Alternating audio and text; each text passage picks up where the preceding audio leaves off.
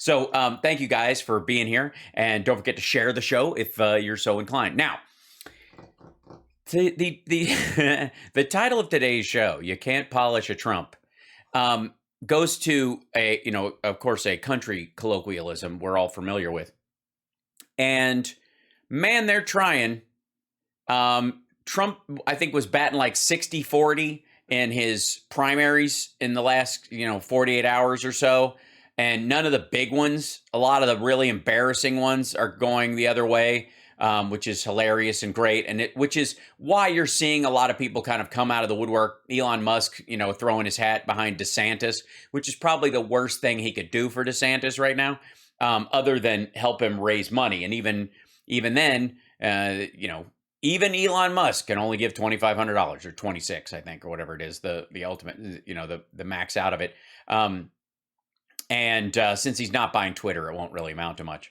But anyways, they're trying very hard to make it look like Trump's not in trouble, and that this Jan 6 committee hearing, like this vulgar display of power, is not detrimental to both his legacy as a puppet master behind the modern GOP, or his potential to run at all. Anyways, by the way, he's not, and that ship has already sailed, and a bunch of other Republicans know this, and they're already jockeying for each other's scalps. So that'll be fun to watch.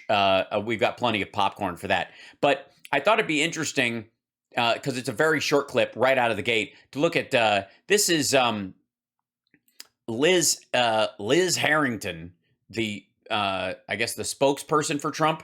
Liz Harrington on Trump's 12-page statement on the January 6th committee. Yeah, he wrote 12 pages. Somebody else wrote it down for him. And basically it was Liz. As he sat there and yammered for 12 minutes, she took notes and then formed it. And if you read the thing, hold on.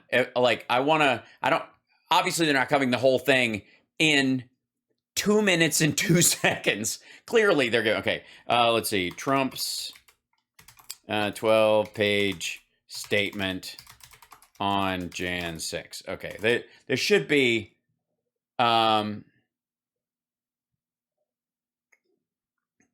where's a copy of it? Trump releases, okay, there's got to be, somebody's got to have a direct link to this damn thing. There it is. Okay.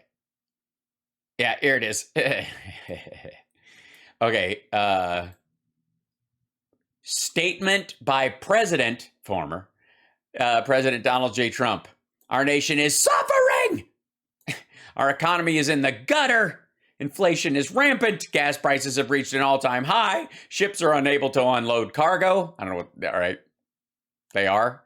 Families cannot get needed baby formula. Well, never let go of a dying talking point.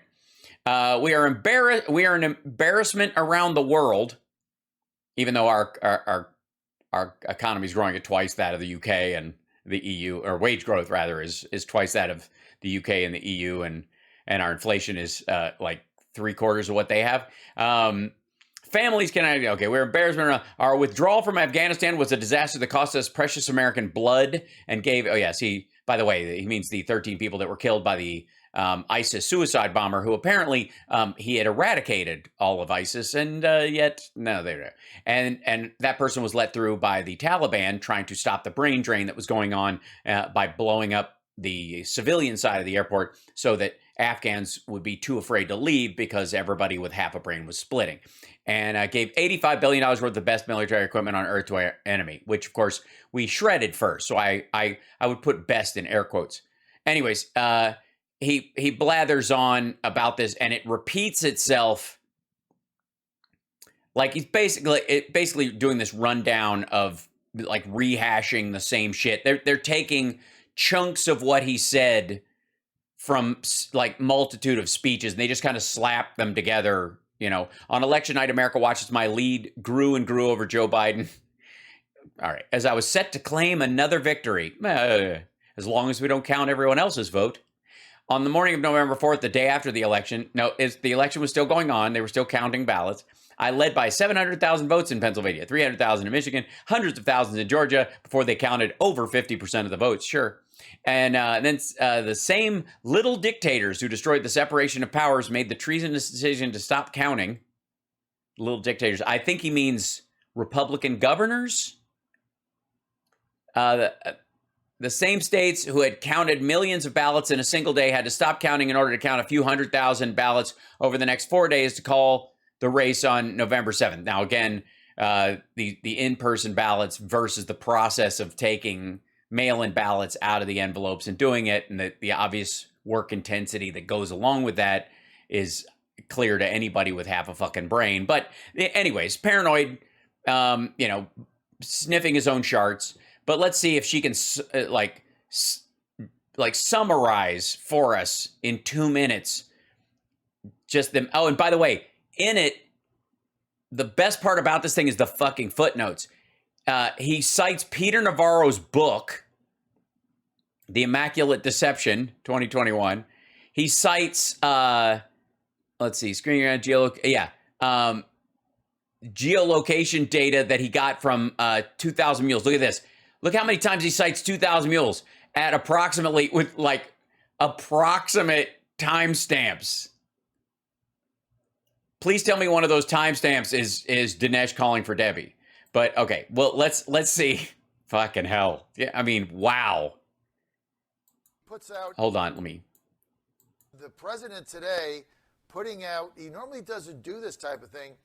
He puts out an extensive 12-page analysis, basically. Yeah, it's an analysis. That's what it is. It truly breaks it down. It's not just a bunch of blurbs from rally speeches. Of J6.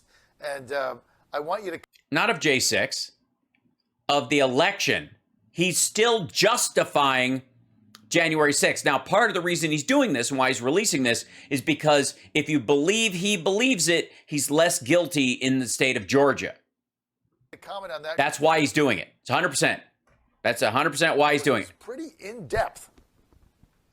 Oh, absolutely, John. And it's worth reading in full. Yeah, you don't want to skip any of the good parts. Because there's so much that obviously is being left. Is plagiarized from the works of others who are equally ludicrous. Out by this ridiculous, illegitimate committee. And what President Trump does in this letter. Yeah, he does it so well, too. Really lays out the reasons why it's illegitimate. Yeah.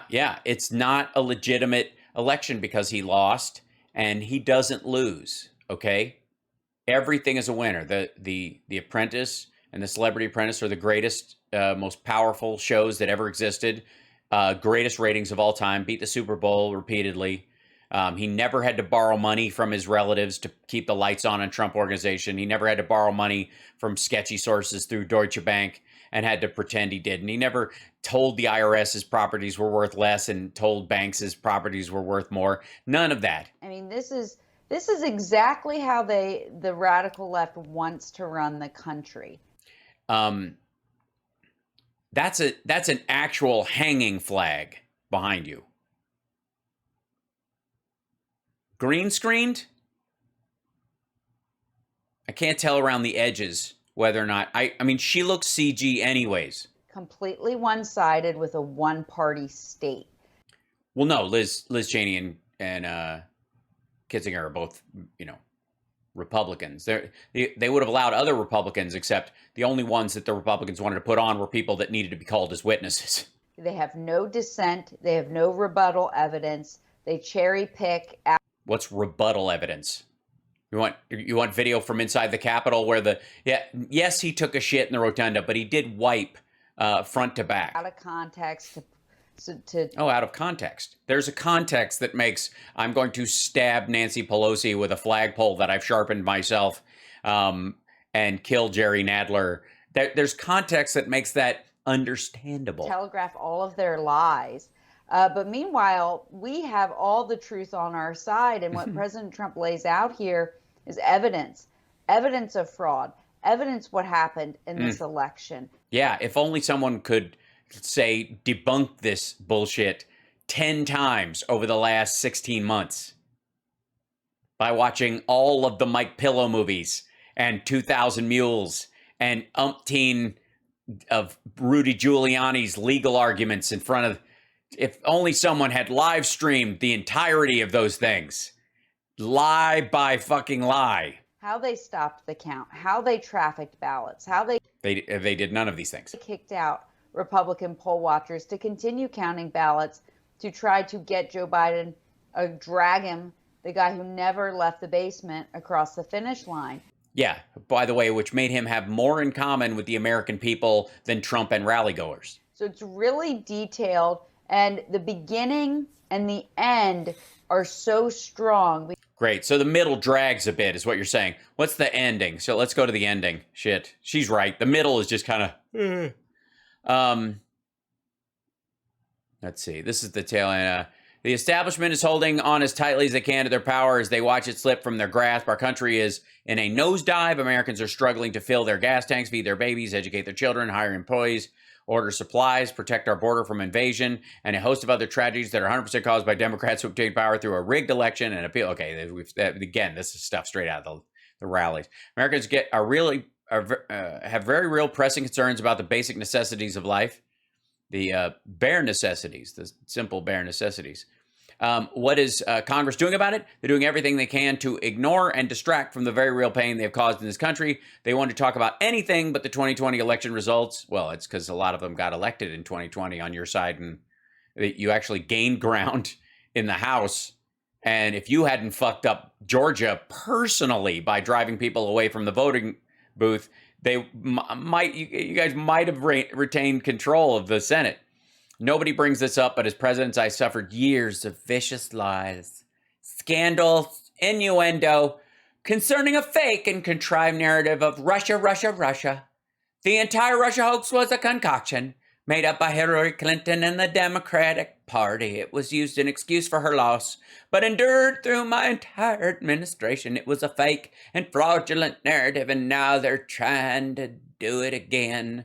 Many other forms of cheating surfaced during 2020. Republican challengers were excluded from the process, bullied and berated. Corrupt officials moved to centralize the vote count away from precincts, making it easier to cheat. Some areas are reported to have had more votes than voters. Reported by me and not based on reality, but whatever. That raises some questions. These are only a few of the many forms of cheating that took place in what I call the crime of the century, and is covered up by the American media. This is merely an attempt to stop a man that is leading in every poll against both Republicans and Democrats by wide margins from running again for presidency. The reason I'm leading in the polls because Democrats have caused record inflation, sky gas prices, energy dependence on our adversaries, education is in crisis, illegal aliens are invading our border, the supply chain has crippled our way of life.